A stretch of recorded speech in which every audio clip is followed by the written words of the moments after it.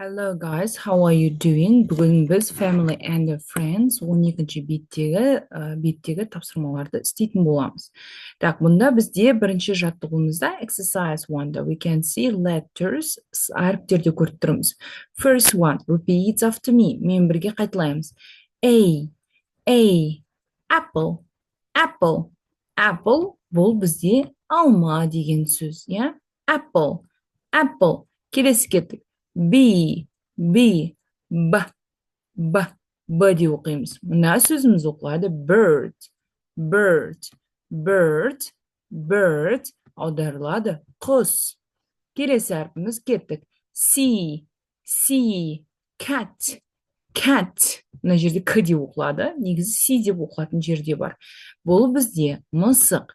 Cat, cat. Келесі кеттік. D, D, dog, dog, dog бізде аударылады, ит деп аударылады.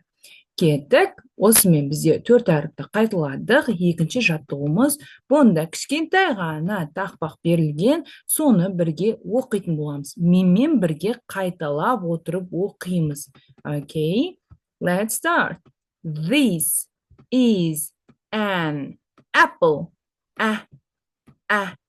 Apple. This is an apple. Apple. This is a bird. Bird. This is a cat. Cat. This is a dog. Dog. Енді видеоны тоқтатып, осыны бір оқып шығыңыздар. Сосын қайтадан менің оққанымды қайтып қарап, қайтадан не істеңіздер, иә? Жұмыс істеңіздер. Просто так видеоны кино қарап отырғандай отырмаймыз. Кеттік. 4-ші жаттығу істейміз. 3-ші жаттығу оңай, сондықтан оған көп тоқтамаймын. 4-ші жаттығу бізде оқылым. Давайте кеттік, мен бірге оқимыз. The cat likes birds.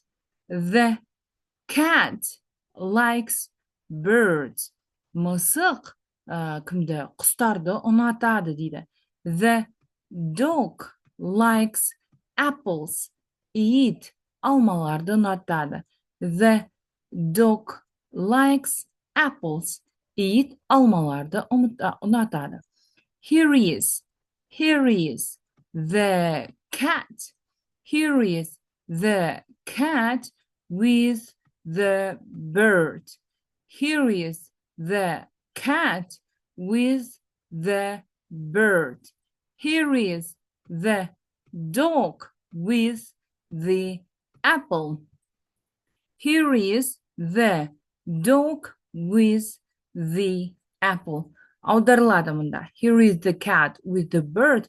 Міне мысық құспен. Here is the dog with the apple. Міне ит алмамен деп айтылып тұр екен. Кеттік ары қарай 12-ші беттегі тапсырмаға жалғасамыз. Бұнда бізде Эмма деген қыз туралы кішкентай ғана шағын мәтін екен. Кеттік бірге айтамыз. Оқимыз. My name's Emma. My name's Emma. Аударылады. Менің атым Эмма. This is my school bag. Мынау менің мектеп сумкам дейді.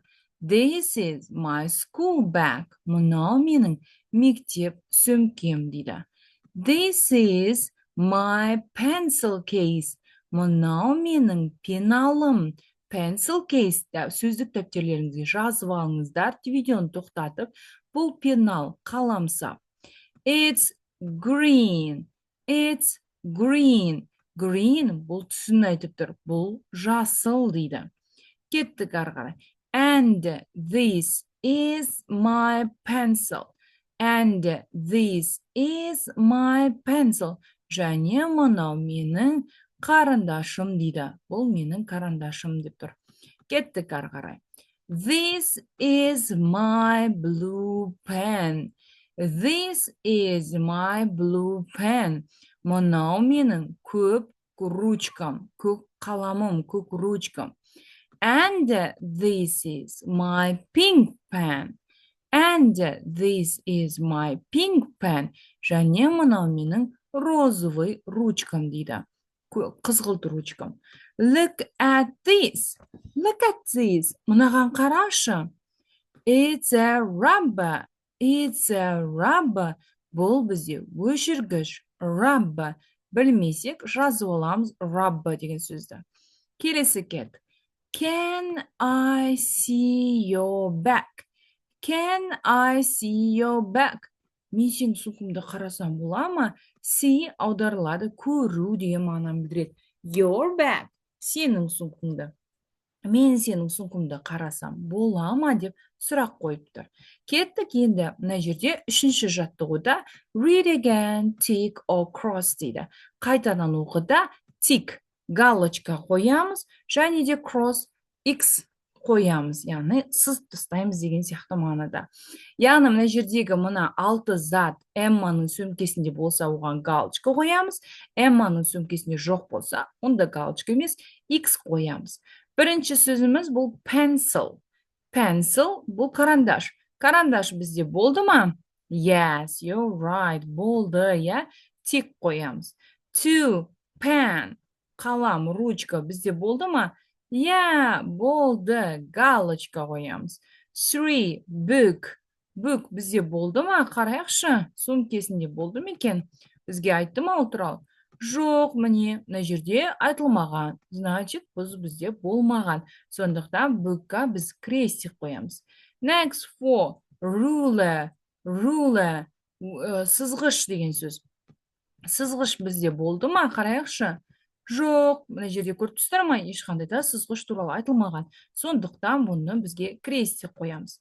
Next, 5, door, door, door, есік. Есік болды ма? Әрине, сумканың ішіне есік кірмейді. Сондықтан қарамай-ақ бірден крестик қоямыз. Және соңғы сөзіміз rubber, rubber, өшіргіш болды ма бізде? Я, болды, міне тұр, я. Сондықтан бұнда tick, галочка қоятын боламыз. Бүгіндегі сабағымыз осымен бітті. Осындағы жаңа сөздердің бәрін қайталап, пікірге жазыңыздар, қай сөзді жаңа сөз үйрендіңіздер. Сізге ұнады ма, тоже пікірге қалдырыңыз. Thank you very much. Goodbye.